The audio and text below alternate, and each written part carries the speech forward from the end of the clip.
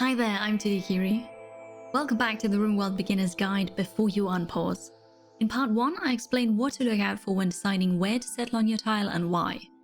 Moreover, I started showing you the UI, and we set up colorist priorities, a work schedule, and safe area. In part 2 here, I'll go over the rest of the menu bar, explain how policies work, and we'll finally start our base and unpause the game. Next one is the Assign tab. How shall your colonists behave when faced with danger? Shall they flee, ignore it, or attack? This is the first symbol here. Currently, they're all set to flee.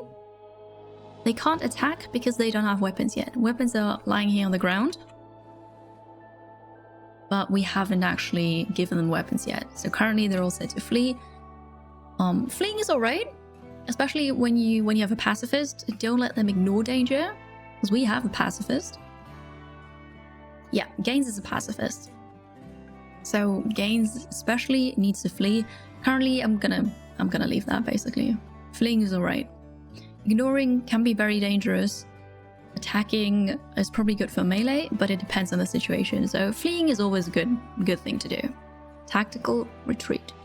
Then, what kind of medicine are they allowed to receive? By default, it's always set to the best one.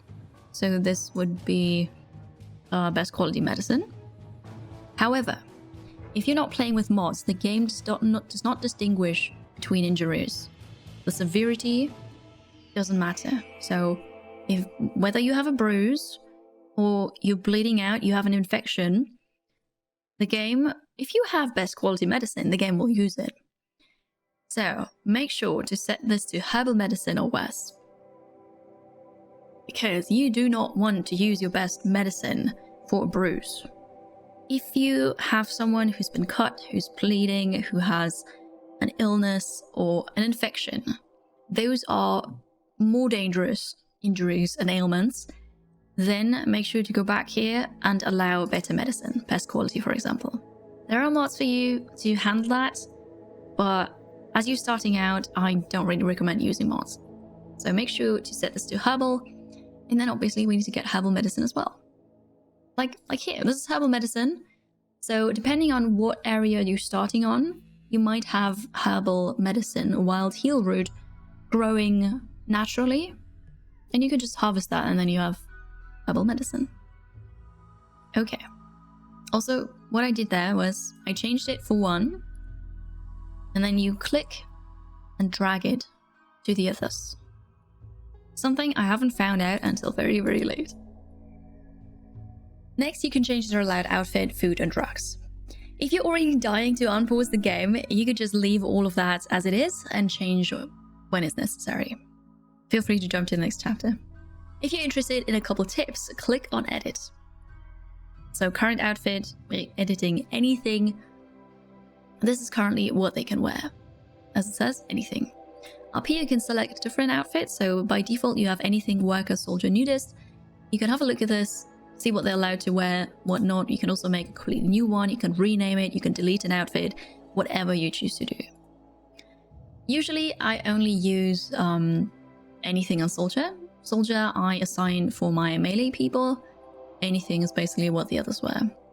What I recommend doing here is unallow tainted apparel, because that will give you a mood debuff.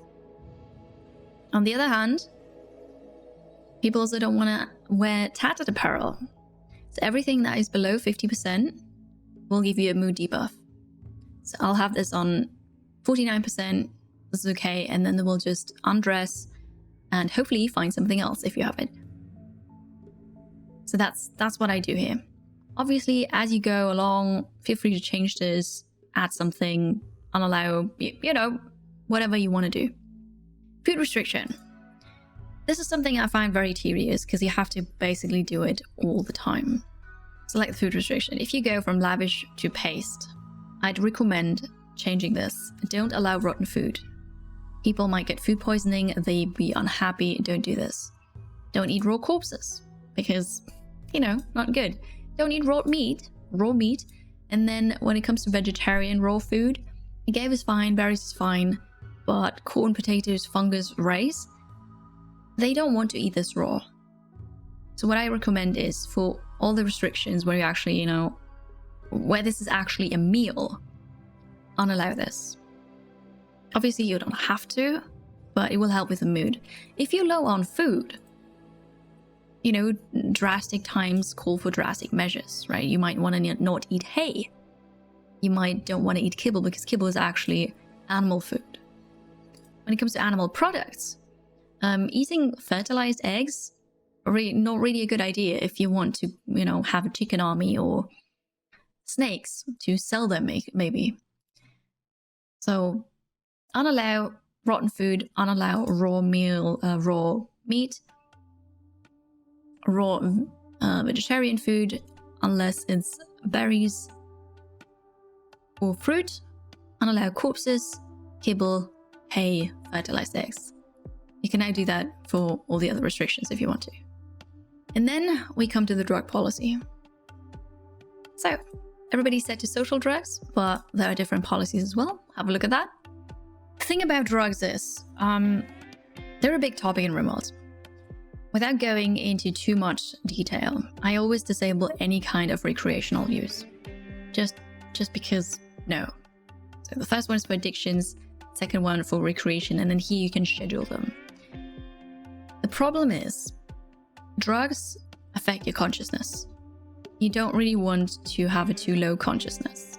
Psych-IT is the best in my opinion, because while it gives you recreation, it is not as bad as your level of consciousness. So if you have that, feel free to go and schedule it. I'd say probably every second day, only if the mood is below, I don't know, let's say 24%, something between 20 and 30. So before they actually have a mental break, that is safe. Everything else, if it's too often, they might become addicted. But also be aware, if your people have a chemical fascination, they want drugs every now and then. So it's a fine balance, right? You have to find that.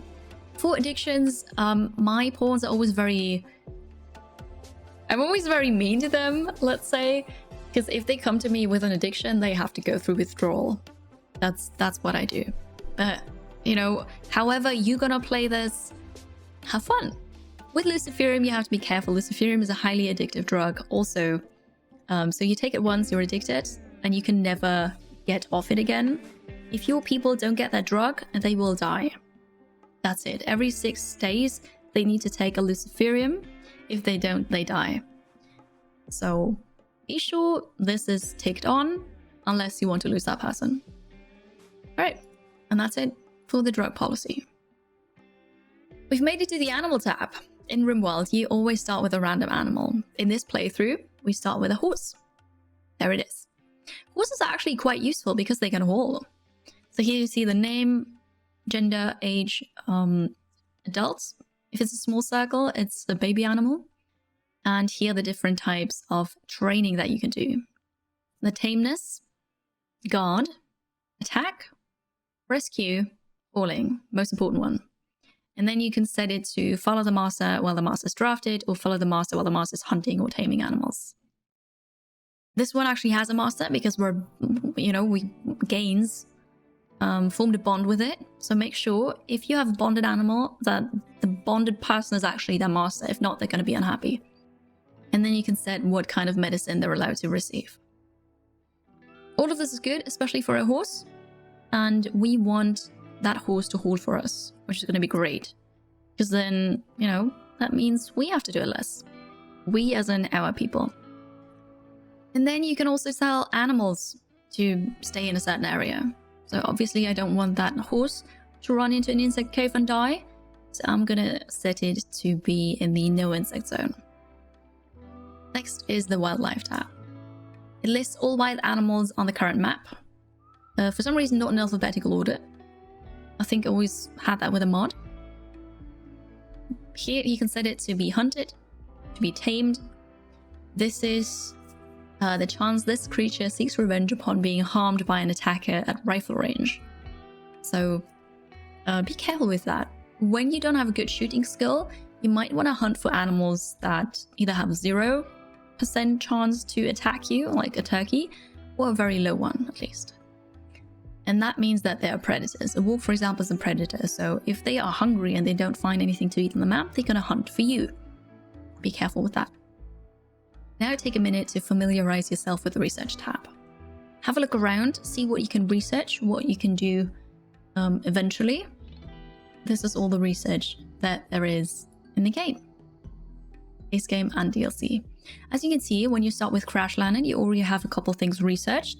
For example, you have electricity, which means the first thing I recommend to research is the battery. You do not want electricity to go to waste, you want to store it for later use. You can click on anything here, and in the left you get a description of what it does. Build batteries for storing electricity. Research prerequisites electricity. We have that already. Unlocks batteries. So now you can click on this and open an info panel. And this is quite nice. So you have hyperlinks to almost everything, explaining what it does. Here you've got a description of basic stuff. And then, yeah, have a look. See what you want to research. I recommend batteries, but obviously you don't have to do that. We get a warning because we don't actually have a research bench, but that's okay. You have to start somewhere, right? Quests. This tab is so helpful because with that, you can easily find quests that have been offered to you, active quests here, and then historical ones that you either finished already or that are just no longer available. Obviously, as you can see, we don't have any quests here currently, but that's okay. Reward preferences. This is something really exciting to look at. Here you'll see all the factions that you can do quests for. And you can accept goodwill, or for the Empire, you can also accept honor. That'd be the what makes you a royal as well then. If you don't have the royalty DLC, you'll see the same except for the first two entries here. And goodwill is, I call it relationship points. So currently we're neutral with those factions, hostile with this one, neutral with this one as well. So if you want to make friends with other factions, accept goodwill. If you already allied with them, or if you just simply don't care, you rather prefer having, I don't know, money or some kind of object, material reward, feel free to disable that. I always like to have allies because they can really help you and change the turn of events in a battle. So I'm going to leave it with a goodwill. All right, next up, the world. It will take a couple seconds to generate the world, and from here you can go on caravans, you can visit neighbors, you can drop pot them resources. That's for a different video though. But yeah, this is the world. You can see we're right here. To exit this world view, because currently we don't have anything to do here, either click on world again or click on one of your pawns that are like semi-transparent. If they are not transparent at all, that means they're actually here out there traveling the world somewhere, but currently we're not. So simply click on them, one of them, and it'll take you back to your tile. The open book is the history tab, showing you a graph of your wealth. So currently we've just spawned like this, nothing has changed so far. There's wealth in total for items, buildings, creatures. You can look at that, it's quite nice, especially when you're playing with Cassandra Classic, because Cassandra will always have like about the same amount of time between events, so then you can gauge, you know, something happened like, I don't know, a week ago, it's about time for something else to happen. In the messages, you see the most recent messages that you got, be that, I don't know, a raid that happened, animal, tamed, inspiration, whatever. You have the messages listed here in case you need to look at them again.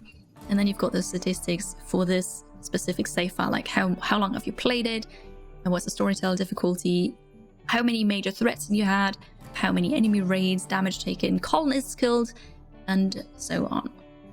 So it's quite nice to have a look at. Then that building here with the flag, this will lead you to the faction tab. You can see all the factions here. The first one, as I already said, is the Empire when you're playing with the DLC. If you don't play with the DLC, this is missing. You will always have 2 Outlanders, 2 tribes that you can make friends with.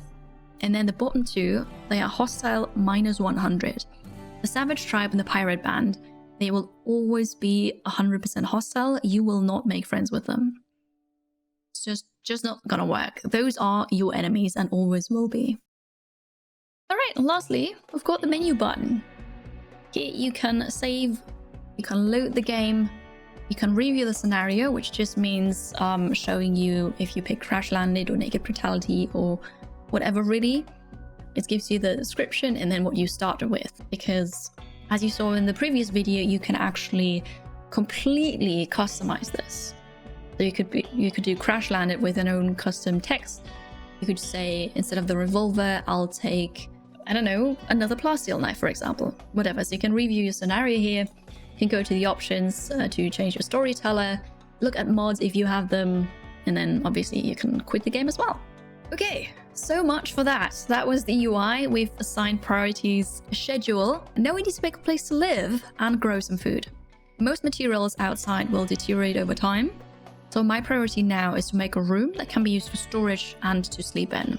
Since we don't have any stone yet, and there's also nothing we can deconstruct for that, we need to build with wood. On a side note, building with wood is a fire hazard. You might want to replace wooden walls with stone walls as soon as possible, actually. So click on Architect, Structure, and then you have a wall here. You see this little triangle icon here in the top right corner of the square?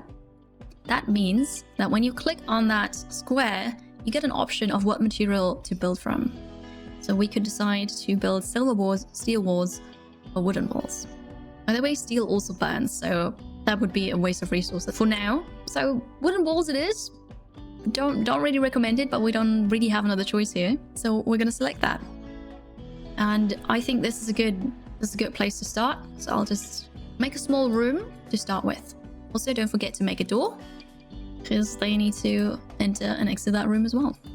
If you want to remove anything from your mouse cursor, by the way, be it a stone, be it something to construct, simply right click and it's gone. As you can see, the mouse cursor, it says wood 5, but not enough stored, and so even red because we just don't have enough. That means because we don't have any stockpile zone yet, we don't have storage. So let's get that done. We're already on Architect. Then you click on Zone, Stockpile Zone. I'll just put it inside the room. We can change the size later. So I right click and this is it, Stockpile Zone 1. You can rename it, you can hide it so that you don't see it anymore. I don't recommend that unless you really know where it is. We can expand it, we can shrink it, delete it completely, copy settings, but we don't have settings yet for that. So we'll click on storage here to set whatever can be stored in here. I recommend having a priority of important, never critical, because then if you need to find something that you just need very quickly, you can make a new stockpile zone, set it to critical, and they're gonna carry it there. So important as the highest one, and then this is basically for mostly everything. Not rotten, because there is really no reason to keep rotten. And then we go to raw resources, and I'll disallow stone blocks, gold, jade, plasteel, silver, steel, uranium, because that doesn't deteriorate. So we can leave that and store that outside as well. But this is for basic stockpile zone for everything that will deteriorate if left outside. Okay, so what you can do here is you can just click on all of them, or you can click and drag, which is very convenient because you don't have to do all the extra clicks here. Then we need to get a growing zone started. So we go to Architect, we go to Zone, we're already there. Click on the growing zone and start in the rich soil. I'm gonna enable the fertility overlay because then it's easier. Obviously, this doesn't have to be perfect, right? You can just make a square and be done with it. I like it that way. This is probably a good start. We can make this bigger later. This is my growing zone now. So with the overlay, and click on this growing zone. Now we need to make sure to set a plant as well. By default, it's potato. However, so this is everything you could plant. Beware, some plants have a minimum skill required. If we go to potato now though, this is a lot of information, I am aware. However, every plant has fertility sensitivity. Here, potato has 40%, and low sensitivity means that the plant will grow about the same speed in rich soil or poor soil. So the potato doesn't gain anything from being planted in rich soil. Rice, however, has the sensitivity of 100%. So it will grow faster in rich soil. So we're going to plant rice here. Rice is recommended to start out with. It's done very quickly, so we'll get a lot of food in a short amount of time. Okay, Something we still need to do though is allow everything, because currently you see that little red X. They're not allowed to get everything. Without a mod, unfortunately, there is no way to allow everything.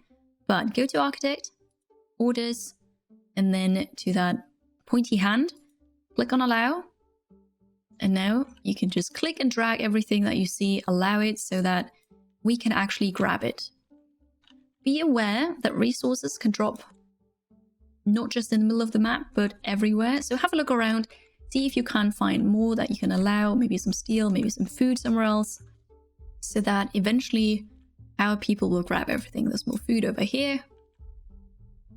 Good. So now they can use the resources. What do we have here actually? We've got armor. So in the crash landed scenario, you always start with armor. Gains, I think, was our pacifist. Exactly. So you're not gonna get a weapon then. We have a melee person, Ray here. So Ray, if you right click on something, you open the context menu basically. So I have Ray selected. I right click on equip on the knife and say equip plasteel knife. And then as a melee person, I think they should also be protected. So I'll give Ray the armor. If I hold down shift now and then right click on something else and set something else to be done, it will just queue up. If you don't hold shift, it will replace the action they are currently about to do. So forcewear, the helmet, I'm still holding down shift, the flak vest, the pants, you will get all the armor. And you see that white line, this is their path, this is what they're gonna do. 4 Eyes is, you know, not really good at shooting, but not the worst. You will get the rifle, because you need to be our hunter eventually. And then we have a weapon to spare, but that's all right.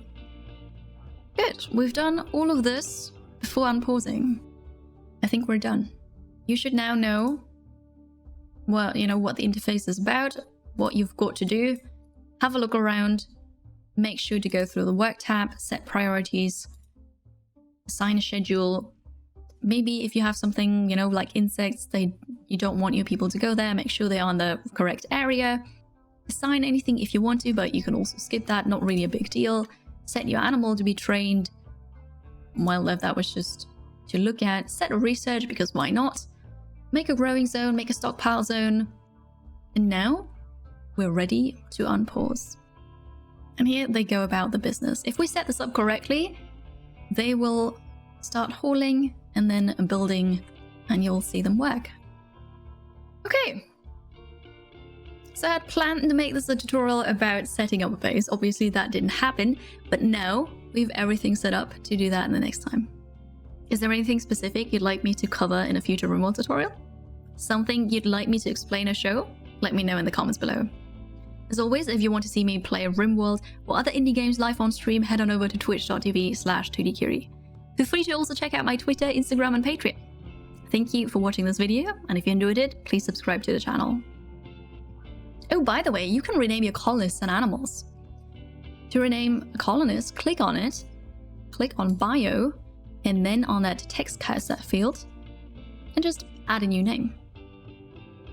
If you want to rename an animal, you can either click on the animal here, or you go to the Animals tab, click on it here so you immediately zoom in on it, and click on Training, same icon as before. This is how you rename animals and colonists.